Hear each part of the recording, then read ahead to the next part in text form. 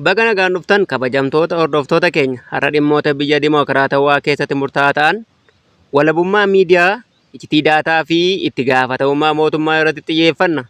Dhimma har'aa kun qaama tokko qofa osoo hin taane mirga uummata hundaa ilaallata. Odeessa keenya guyyaa har'aa jalqabaa keessatti bal'inaan kan isiniif dhiyeessinudha.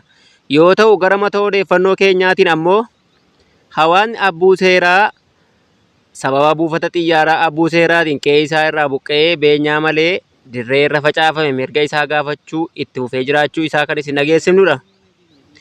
Godina Baalee Bahaatti hawaasni sababa waraana naannoo Somaaleetiin qe'ee isaanii irraa buqqaafamanii rakkoo garaa garaatiin saaxilamaa jiraachuu fi gibirri humnaa olii shaggar kutaa magaalaa Koyyee Facceetti hawaasa mana irra deemanii funaanuun rakkoof saaxilamuu jiraattonni magaalichaa komatan. Haamilee bilisummaa fi nageenya ijaarame waliin waraanni bilisummaa Oromoo jabina tokkummaa fi cichoomina gadi fagoo agarsiiseen ejjennoo isaa cimsuu hime. Odeeffannoo keenya kan birootiin ammoo hidha laga Abbayyaa Ameerikaan dura Masriif loogde pirezidaantiin Ameerikaa Tiraamp miilana waan jedhan qabu kan jedhu isiniif kan dhiyeessinudha. Bal'ina oduu keenyaa kunooti. Mirga miidiyaa fi dijitaalaa Itoophiyaa keessatti saamicha qabeenyaa miidiyaalee Addis Istaandard ajaja mana murtii malee seeraan ala to'annoo poolisii jala oolfamanii miidhaan kun dhimma miidiyaa qofa osoo hin taane kan uummataati. Dhaabbanni idil addunyaa CPGA yookiin Komitee to Protect Journalists yaada dhimma kana irratti gaafateef deebiin kenname iftoomina hin agarsiifne. Callisuun qaamolee mootummaa fi adeemsi poolisii ifa hin taane adeemsa itti gaafatamummaa dhabsiisu jajjabeesseera. Biyya sirna seera qabu keessatti dhiibbaan akkanaa yoo uumame dhaabbileen mootummaa deebii ifaa fi seeraan deeggarame kennuu qabu. Itoophiyaan ammoo kana irraa adda ta'uu hin qabdu. Rakkoo ijoon maali? Rakkoon mul'achaa jiru qofa osoo hin taane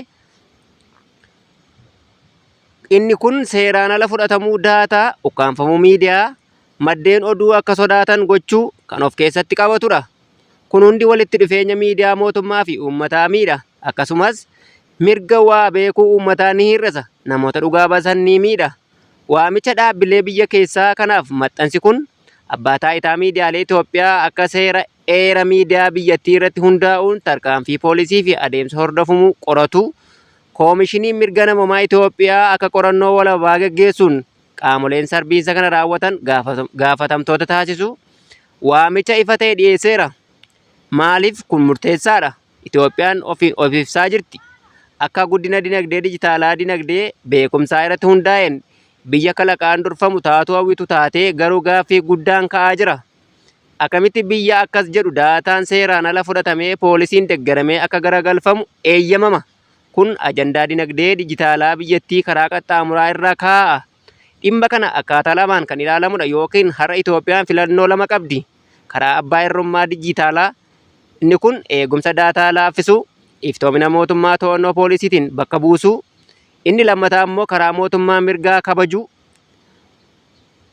walabummaa pireesii tikfachuu, seerota iccitii daataa addunyaa waliin walii galan hojiirra oolchuu, dinagdee dijitaalaa akka madda badhaadhinaatti ijaaruu, filannoon lammaffaa bu'uura nageenyaa, guddinaa fi amantaa uummataati.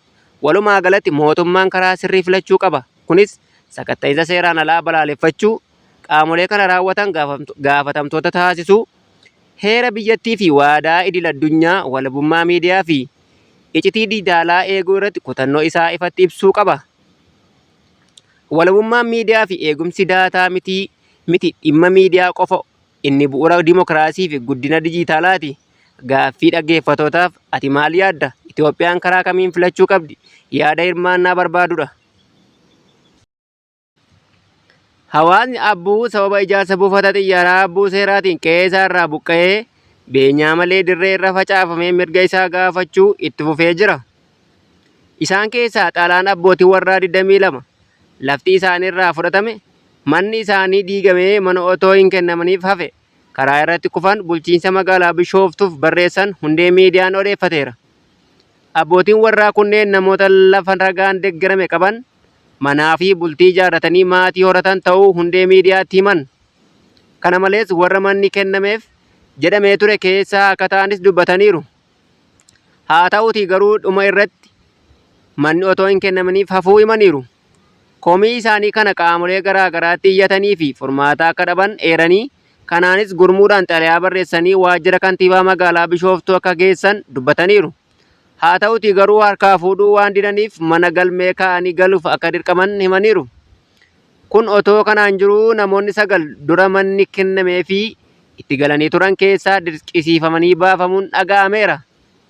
Sababa hin beekamneen bakka ittiin jedhame eeranii humnaan mana keessaa baasanii furtuu akka harkaa fudhatan dubbataniiru.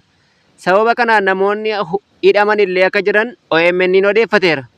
Odunuma wal qabatuun dabballoonni mootummaa warra manni kennameef maallaqa kennaa yookiin mana keessaa isin baafna jedhanii akka doorsisan abbootiin warraa manni kennameef himanii jiru. Dabballoonni mootummaa naannawaa sana jiran uummata ofiifuu hudhaa keessa jiru warra manni kennameef irraa birrii 100 hanga 150 fudhataa jiru jedhame. Sababa isinitti barbaannee isin baasuun salphaadha akka ittiin jedhan kan dubbatan namni maqaan isaanii akka himamu hin barbaanne yaadanuuf kennan maallaqa isiniin jennu dafaa kaffalaa jedhamaa jirraa jedhu. Ijaarsa buufata xiyyaaraa Abbuu Seeraa waliin wal qabatee gandoota 6 jechuun Abbuu Sarkamaa, Abbuu Looyyaa, Abbuu Garbii, Abbuu Kombolchaa, Abbuu Lugnaa fi Abbuu Aciroo irraa abbootii warraa 3,000 waliigala namoonni 15,000 ta'an buqqa'uu ragaan mul'isa. Mootummaan abbootii warraa 1,450 ta'aniif mana ijaaree abbootii warraa hafan 1,550 ta'an mana hin arganne maatii isaanii waliin faca'uu himatu.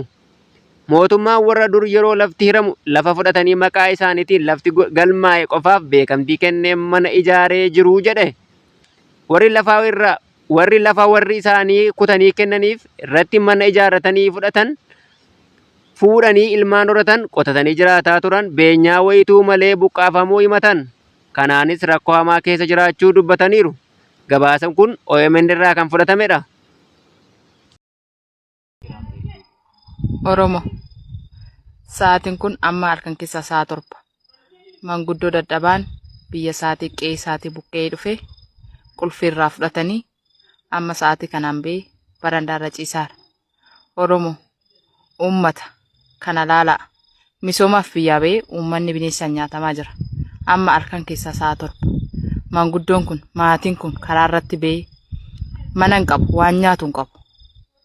Haala kanaan dararamaa jira.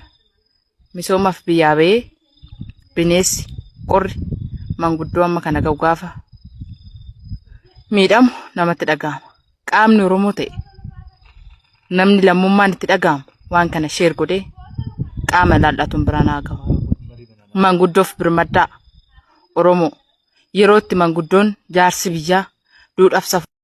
Qe'ee isaatii buqqa'ee boo'icha hin dhaga'amne gadda hin ilaalamne uummanni Oromoo godina Baalee Bahaa aanaa Laga Hidhaatti ganda Addellee fi Yaaballoo bakka addaa Kololoo jedhamuun beekamu qe'ee dhaloota isaaniirraa humnaan buqqa'uu isaanii sagalee gaddaa fi boo'ichaa qalbii nama tuquun addunyaatti erguu yaalaa jiru. Jiraattonni hundee miidiyaaf yaada isaanii kennan akka himanitti humni addaa mootummaa naannoo Somaalee irra deddeebiin aleeraa irratti raawwatee ture. Uummanni kun waggoota dheeraa ofirraa ittisaa tureera. Garuu humna caalmaan itti dhufee humna isaa caaluun har'a qe'ee isaanii irraa dhiisanii baqachuu dirqamaniiru. Lammiileen qe'ee isaanii irraa buqqa'an yeroo ammaa kana roqa mudhii jedhamutti rukkinaan qubataa jiru. Mana malee, nyaata malee, nageenya malee daa'imman, dubartootaa fi jaaroleen rakkina ulfaataa keessa jiru. Buqqaatonni kun qe'ee isaanii irraa ari'amanii osoo jiranii bakka isaanii Kololoo irratti uummata bira qubsiisuun mootummaa naannoo Somaaleen geggeeffamaa jiraachuu isaa dhaga'uun isaanii gadda isaanii dachaa lama taasiseera. Kana isaan caalaa gaddisiisu garuu callisuma mootummaa naannoo Oromiyaadha. Mootummaan ollaa humna waraanaa bobbaasee uummata Oromoo buqqaasaa jiruun dura dhaabbachuu dhabu lammiileen kun nuti dagatamne jechuun isaanii dirqisiiseera. Iyya keenya dhagaamee hin beekne jedhu lammiileen sagaleen isaanii qilleensatti faca'e. Boo'icha isaanii imimmaan dhagaa irra bu'e deebi'u fakkaata. Garuu dhugaan kun dhokachuu hin qabu. Gaddi kun daangeffamuu hin qabu. Rakkoon uummata kanaa hawaasa bal'aa bira ga'uu qaba. Uummanni qe'ee isaa irraa buqqa'ee rakkoo qofa osoo hin taane abdii, eenyummaa fi jireenya isaa guutuu dhaba. Har'a isaan rakkoo isaan irratti ta'aa jiru boruu kan biraa irratti ta'uu danda'a. Kanaaf sagalee isaanii haa taanu. gadda isaanii haa dabarsinu, dhugaa kana addunyaatti haa beeksinu dhaamsa lammiilee hundaa ta'uu qaba. Gibira humna ol ta'e jiraattonni Koyyee Faccee irratti diriireef rakkoof saaxilamuu jiraattonni magaalichaa himan. Magaalaa Shaggar kutaa magaalaa Koyyee Faccee keessatti jiraattonni gibira humna isaanii ol ta'ee fi baasiiwwan garaagaraa dirqamaan kaffaluun jireenya isaaniitti ulfaataa akka ta'e ibsaa jiru. Jiraattonni yaada isaanii nuuf kennan akka jedhanitti gibira kaffaluun dirqama lammii tokkooti jechuun ni fudhannaa jedhu. Gibirri kaffalamu misoomaaf akka oolu ni beekna. Daandii, tajaajila hawaasaa fi misooma magaalaa ijaaruuf akka fayyadu hubannaa jedhu. Garuu rakkoon isaan mudataa jiru hangi gibiraa fi baasiiwwan gaafataman humna jireenya isaanii kan darbe galii isaanii caaluudha jedhaniiru. Jiraattonni akka jedhanitti Finfinneetti kondooniyemiin kaareen tokko qarshii 45 qofaan kaffalamuu Koyyee Facceetti ammoo qarshii 133.38 akka kaffalamu himu.